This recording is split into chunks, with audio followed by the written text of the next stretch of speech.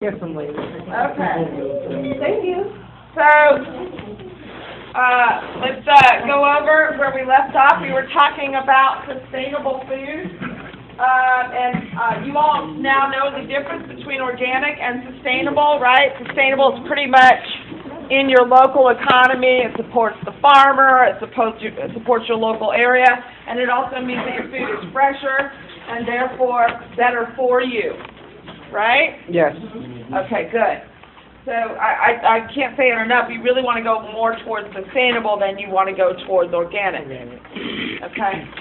And so now they offered some hot topics about sustainable food systems. And it took me a few minutes of reading this, what they were talking about. And when I figured it out, I'm like, are you kidding me? So what they're saying is for example, the environmental consequence of producing meat, okay? Whether it be sustainable or conventional, the grain-fed, the feedlot beef. Okay, so here's what they're saying. Let's not even look at the first one. The last two is talking about the feedlot or grain-fed beef. And it says, livestock farms pollute water. We know that. Remember, the poop goes in the water. And the air. And the reason why the air is because it's pure methane gas being trapped in the atmosphere causing greenhouse gas. Okay? Basically, that methane gas is coming off the poop, and it's coming off the fact that those cows are farting. Big time. And that's pure methane gas, and they're farting because they're eating food they're not supposed to be eating. Wow. That's gas. Wow. Okay? That's why I say you never want to light a match at a feedlot. Okay? Good morning. So, yes, ma'am. What? So, what kind of gas we putting out? Huh? Same. What kind of gas? Yeah, you know methane too. Yeah. Yeah, that's why you make that little. That's why when you, that's why. Want to light your fire quickly?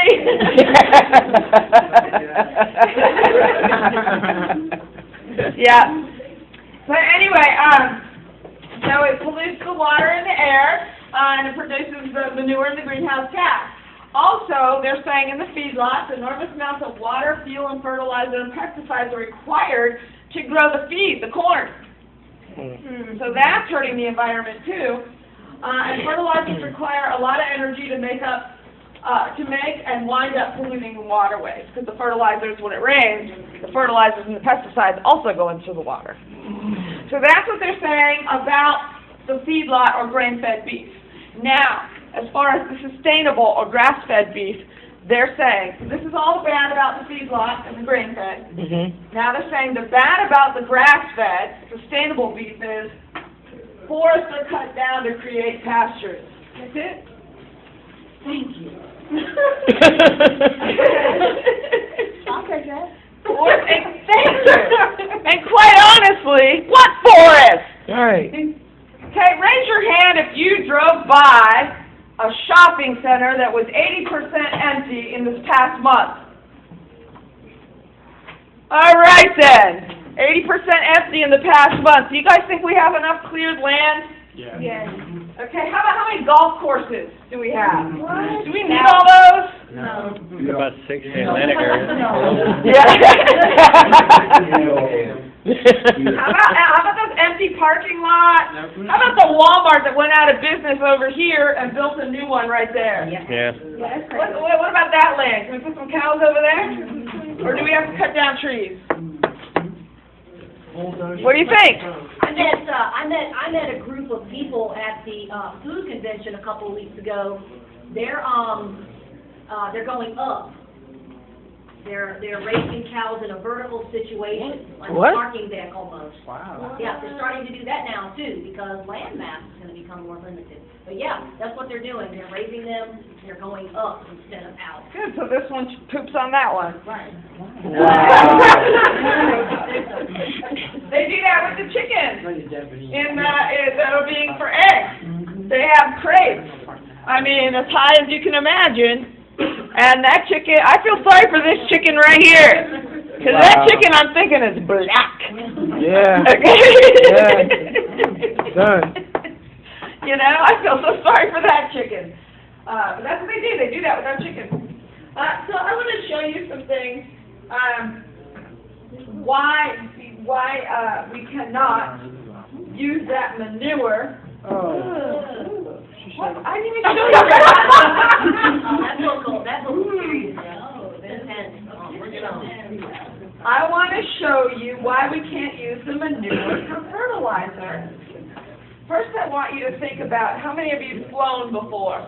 How many of you have flown before? Is anyone here that's never flown before? Never have? Okay. Well, those of you that have never flown before, go on Google Earth or something, but look at what an aerial shot of anything, any landmass looks like. Because unless the aerial shot is of a desert, any other area, you'd see green. Those of us who have flown before, right? Right. You see green. You always see green, right? Right. Okay. Unless you're flying over a desert, that's what you see. You see green when you look down. Okay? Never do you not see green. It's always there, right? Right. Okay? Think about that parking lot we talked about that was abandoned with cracks and stuff in it that no one uses. What's in those cracks? Weeds. Weeds, right? You can't stop this stuff from growing, right? Right. Well, you could if you put some cows eating corn on it. Take a look. How is it they keep anything from growing there? It's almost impossible. Wow. The only way is that they burnt everything, because that's not dirt they're standing on, guys. That's pure poop. Piles of it, mountains of, hills of it. You would never see an aerial shot like that unless you're flying over a desert. Wow. Right, this is not desert. This is the middle of the country. There's no desert anywhere around. You see the green in the back? Yeah, in the back. Yeah, in Way the back. Wow. Actually, take you on tour there. Here's the poop. Here's what they're standing in all day. See what they're standing in? Oh God, and laying in it. Oh God. Over ankle deep too. That is Knee deep. so nasty. Yeah. What can you do with it? You can't do anything with it. The only thing you can do with it is something that's buried in the ground in a hole. And this is why we irradiate our meat.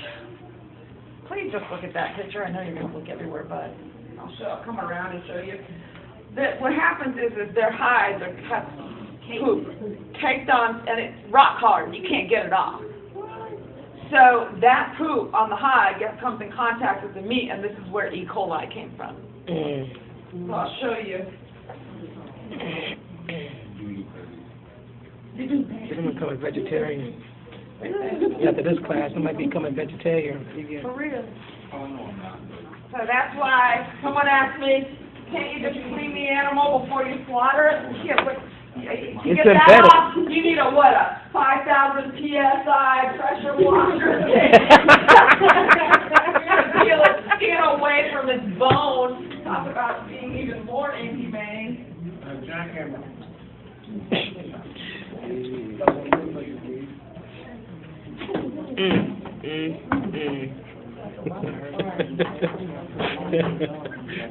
Wow. What, a biscuit?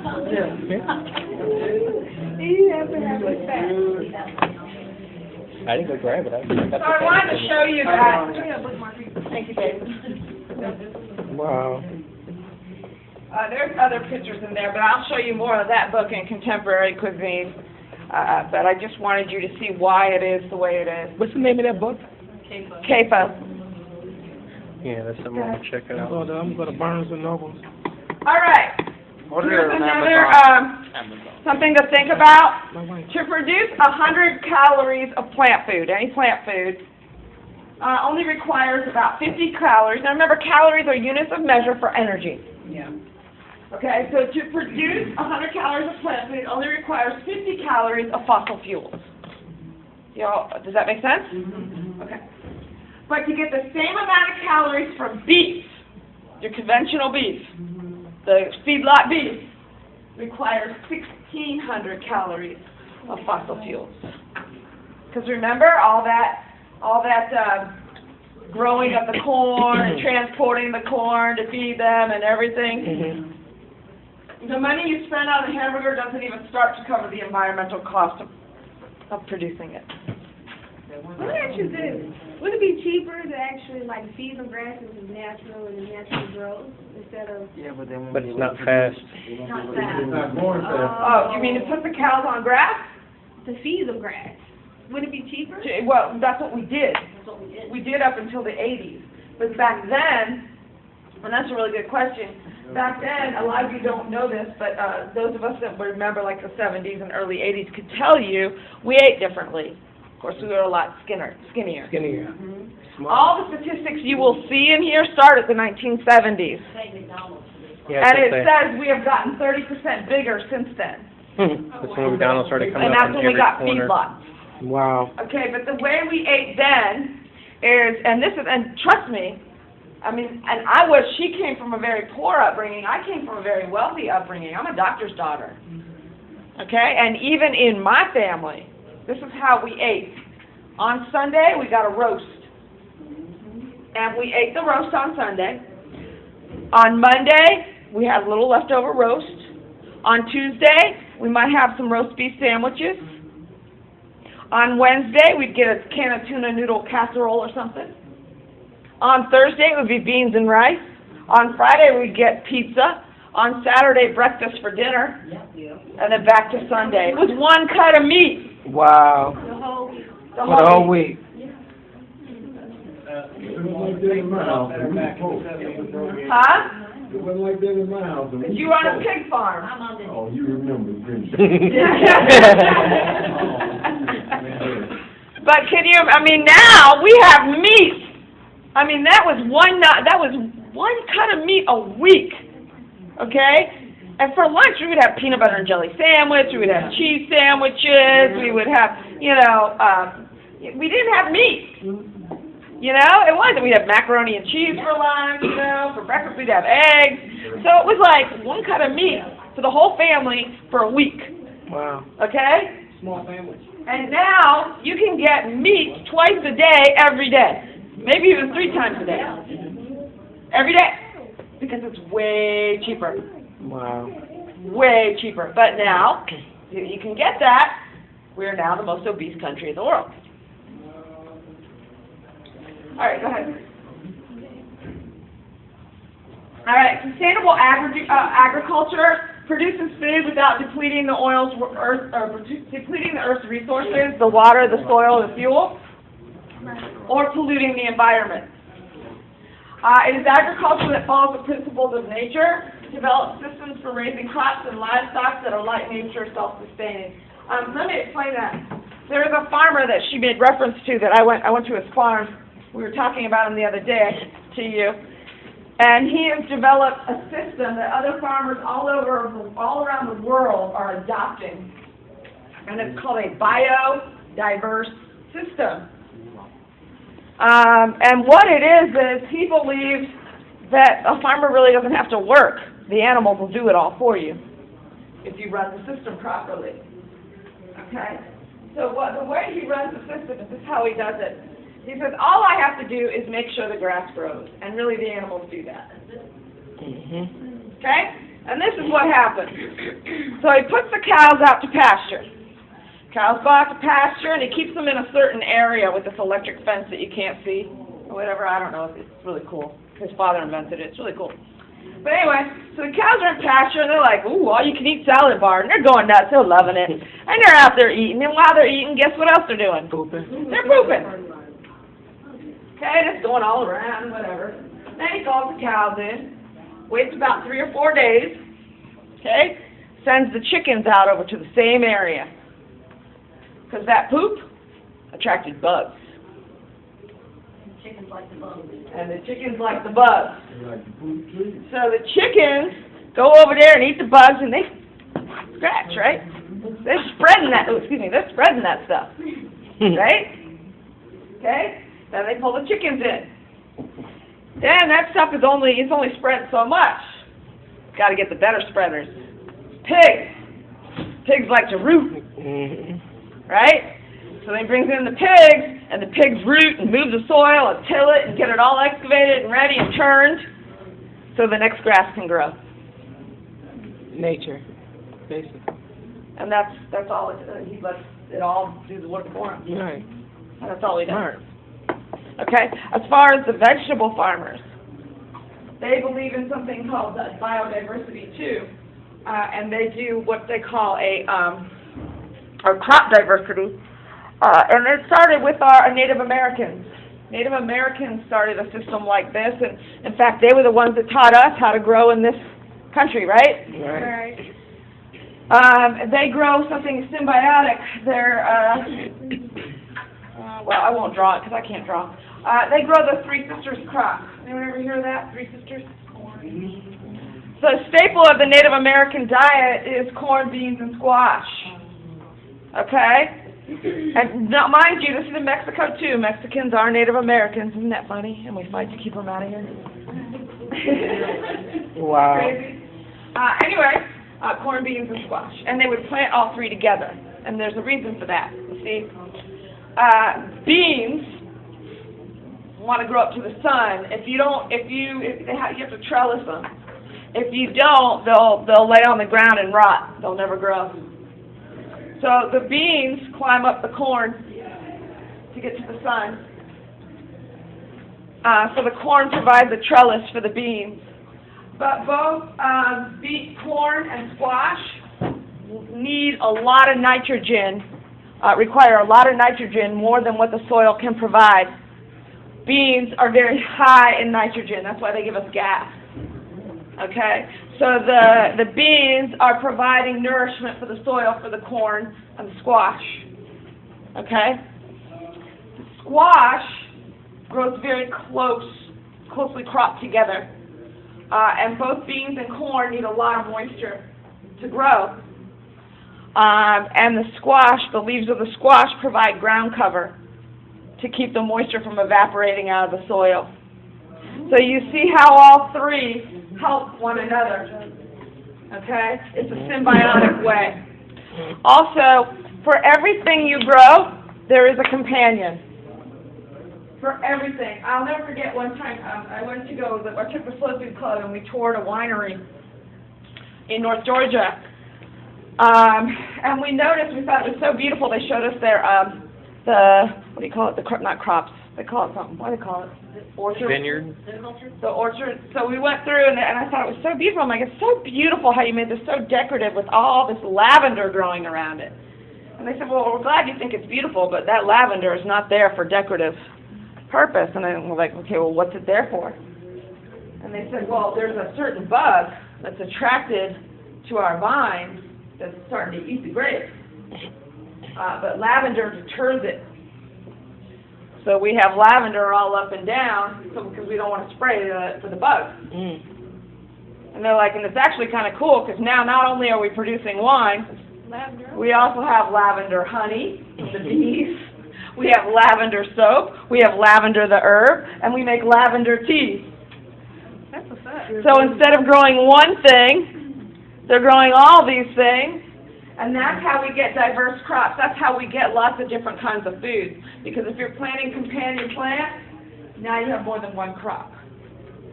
But if you're just planting corn and corn only, and you're spraying it, all we have is corn. And we're killing the soil. But if we plant other things to make the corn grow, now we have corn, we have beans, we have squash. You see what I'm saying? So that's what this is saying about a self-sustaining system. Sustainable agriculture is part of a sustainable food system. Sustainable food systems involve not only growing crops and producing livestock in a sustainable manner, but also processing, packaging, and distributing foods without depleting the Earth's resources or causing excess pollution. And the way they do that is you buy local. That's it. You know, there is no packaging. The guy has a big old box of stuff. You pick what you want. You bring your own grocery bag when you go to the farmer's market, and you're good. Okay?